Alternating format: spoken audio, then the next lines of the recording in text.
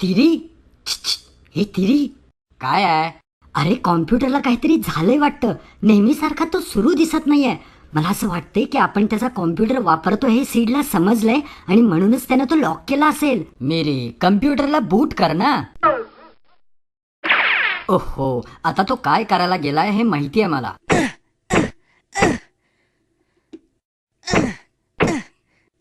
मला वाटलेलंच तू काहीतरी वेडेपणाच करणार, अगदी असाच. मी जेव्हा बुटिंग असं म्हणालो तेव्हा माझ्या म्हणण्याचा अर्थ बुटाने मार असा नव्हता. तू करतोय त्याला लाथ मारणे म्हणतात.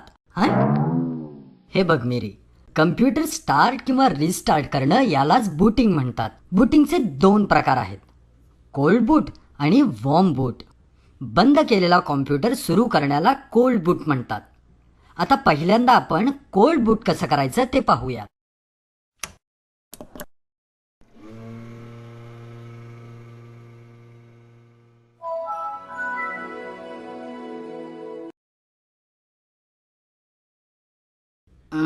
का बंद झालं हे आता? थांब रे, मला माहिती आहे काय करायचं ते.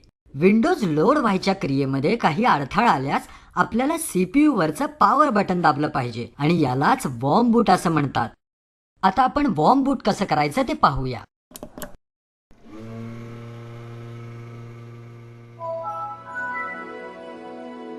मिरी, आता मला वाटतंय की बूटिंगचा खरा अर्थ तुला समजला असेल, हो ना?